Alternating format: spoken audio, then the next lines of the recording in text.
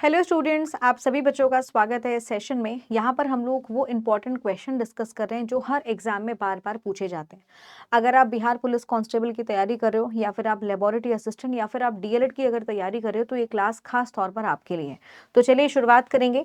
यहाँ पर हम सारे ऐसे क्वेश्चन करेंगे जो एग्जाम पॉइंट ऑफ व्यू से बेटा बेहद इंपॉर्टेंट है। बाकी आपको अगर इस क्लास की PDF चाहिए तो आप मेरे साथ टेलीग्राम ग्रुप पर भी कनेक्ट हो सकते हैं। साइंस बाय हिमानी मैम के नाम से सर्च कर लीजिएगा या फिर आप इसको स्कैन कर लेंगे तो आप मेरे साथ सीधे तौर पर टेलीग्राम ग्रुप पर कनेक्ट हो जाएंगे। सबसे पहला सवाल आपकी स्क्रीन पर है। सवाल आपसे पूछा जा रहा है, बताएंगे रक्तचाप मापने के लिए इनमें से किस यंत्र का प्रयोग किया जाता है। अगर हमें ब्लड प्रेशर को मापना है तो हम किस इंस्ट्रूमेंट का इस्तेमाल करेंगे। यूरोनोमीटर, सिफ्नोगैम्नोमैनोमीटर, स्पेक्ट्रोमीटर या फिर हेमोग्लोबिन मीटर। तो याद रखेंगे इस सवाल का जवाब हो जाएगा सिफ्नोमैनोमीटर। याद रखना है, इंपॉर्टेंट है। यहीं से एक और सवाल बनता है कि नॉर्मल ब्लड प्रेशर कितना होता है किसी भी व्यक्ति का, किसी भी अडल्ट का, किसी भी हेल्दी व्यक्ति का नॉर्मल ब्लड प्रेशर होता है 120/80 mmHg। ये नॉर्मल ब्लड प्रेशर होता है, ये आपको पता होना चाहिए। ऐसे ही अगर हम आगे बढ़ेंगे, अगला question, the most electropositive element among the following. इनमें से वो कौन सा ऐसा है जो सबसे ज़्यादा घनात्मक तत्व है। सोडियम है, कैल्शियम है, पोटेशियम है या फिर आपका सीसियम है। तो सीसियम इस सवाल का जवाब हो जाएगा, याद रखेंगे। आगे बढ़ेंगे, अगला क्वेश्चन, एरोसोल कब बनते हैं। तो एरोसोल कब बनेंगे, जब किसी तरल पदार्थ की छोटी छोटी बूंदों का मिश्रण किसी अन्य तरल पदार्थ में निलंबित हो जाएगा, जब कोई तरल पदार्थ किसी ठोस पदार्थ के अंदर फंस जाएगा, जब किसी तरल पदार्थ का या ठोस अवस्था के कणों की बूंदें किसी गैस में फैल जाती हैं, या जब किसी गैस के छोटे छोटे बुलबुले किसी तरल पदार्थ के अंदर फंस जाते हैं। तो बेटा याद रखेंगे इसका आंसर आपका सी ऑप्शन होगा। सी ऑप्शन बेटा यहाँ पे हो जाएगा, सी ऑप्शन। आगे बढ़ेंगे, अगला क्वेश्चन, नमक और कपूर को अलग करने के लिए निम्नलिखित में से कौन सी विधि सबसे उत्तम होती है। सब्लिमेशन, सेंट्रिफ्यूगेशन, क्रोमेटोग्राफी या फिर बाष्पीकरण। तो याद रखेंगे इसका आंसर हो जाएगा सब्लिमेशन। सब्लिमेशन विधि का इस्तेमाल किया जाता है, याद रखेंगे। ऐसे में एक और याद रखना, अमोनियम क्लोराइड, कभी कभी अमोनियम क्लोराइड भी पूछ लेता है। तो अमोनियम क्लोराइड को भी सेपरेट करने के लिए हम क्या करेंगे, सब्लिमेशन विधि का इस्तेमाल करेंगे। और इसमें एक्चुअल में क्या होगा, जो ठोस होगा वो सीधे तौर पर गैस के रूप में परिवर्तित हो जाएगा। इसी को हम सब्लिमेशन कहते हैं, याद रखेंगे। आगे बढ़ेंगे, अगला क्वेश्चन, आम में कौन सा विटामिन होता है। तो आम की बात की जाए, आम का ही सीजन चल रहा है, कौन सा विटामिन होगा आम में।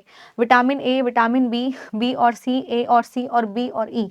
तो याद रखेंगे विटामिन ए और विटामिन सी पाया जाता है, ध्यान रखेंगे ये आम के अंदर विटामिन होते हैं, याद रखेंगे। अगला सवाल बताएंगे, the element first detected spectroscopically in a sun's atmosphere.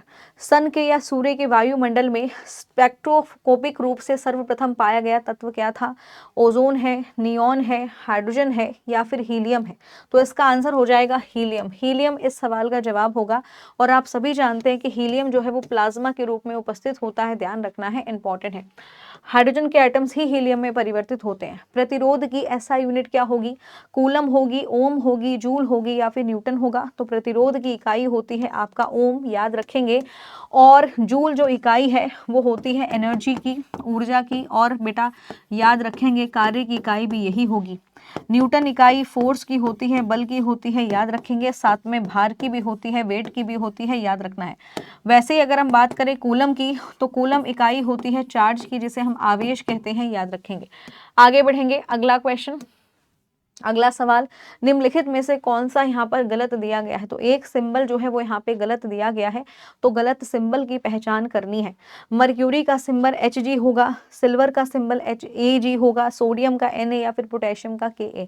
तो पोटेशियम का ही सिंबल यहाँ पे गलत दिया गया है। पोटेशियम का सिंबल केवल कैपिटल K होता है, याद रखेंगे, इंपॉर्टेंट है, ठीक है। तो ये चीज़ आपको यहाँ पे ध्यान में रखनी है। आगे बढ़ेंगे, अगला क्वेश्चन, किस विटामिन की कमी की वजह से रिकेट रोग होता है। तो किस विटामिन की कमी से होगा, बेसिकली विटामिन सी की कमी से कौन सा रोग होगा, ये पूछा जा रहा है। रिकेट होगा, बेरीबेरी होगा, स्कर्वी होगा या फिर नाइट ब्लाइंडनेस होगा। तो याद रखेंगे विटामिन सी की वजह से स्कर्वी रोग होता है, ध्यान रखेंगे, इंपॉर्टेंट है। बेरीबेरी रोग जो होता है वो विटामिन B1 के कारण होगा, ये विटामिन डी के कारण होगा और ये विटामिन ए के कारण होता है, याद रखेंगे, इंपॉर्टेंट है। अगला क्वेश्चन, एल्युमिनियम की ओर का नाम क्या है? एल्युमिनियम जहां से प्राप्त होता है उस ओर का नाम क्या है? बॉक्साइड है, मैग्नेटाइट है, हेमेटाइट है या फिर आपका मोनोजाइट है? तो याद रखेंगे इसका आंसर है bauxite. Bauxite is a right answer. Magnetite से मैग्नेट मिलेगा, हेमेटाइट से आपको आयरन मिलेगा और मोनोजाइट किसकी ओर है, ये आप लोग मुझे कमेंट बॉक्स में कमेंट करके बताएंगे, ठीक है। आगे बढ़ेंगे, अगला क्वेश्चन, एंजाइम्स क्या होती हैं? कार्बोहाइड्रेट हैं, प्रोटीन है, फैटी एसिड है या न्यूक्लिक एसिड है? तो याद रखना है एंजाइम्स जो होती हैं वो प्रोटीन की बनी होती हैं, ध्यान रखेंगे, इंपॉर्टेंट है, जो कि इंपॉर्टेंट है। Which of the following is not a chemical change? कौन सा रासायनिक अभिक्रिया नहीं है? Burning of coal, conversion of water into steam, digestion of food या फिर बेटा बर्निंग ऑफ पेपर? तो याद रखेंगे पानी का भाप बन जाना ये एक भौतिक परिवर्तन है, इसे रासायनिक परिवर्तन नहीं कहेंगे क्योंकि यहाँ पर कोई नया उत्पाद नहीं बन रहा है। ये बेसिकली आपका क्या है, अगर मैं इसकी बात करूं तो ये एक फिजिकल चेंज है, ध्यान रखेंगे, इंपॉर्टेंट है। आगे बढ़ेंगे, अगला क्वेश्चन, हीरा किसका अपरूप है? टिन का, सिलिकॉन का, सल्फर का या फिर कार्बन का? तो याद रखेंगे हीरा जो अपरूप है वो है कार्बन का। कार्बन का ही एलोट्रॉप है, याद रखना है, इंपॉर्टेंट है। स्मोग में मौजूद एक शक्तिशाली नेत्र उत्तेजक पदार्थ क्या होता है जिसकी वजह से आंखों में जलन होना शुरू हो जाती है?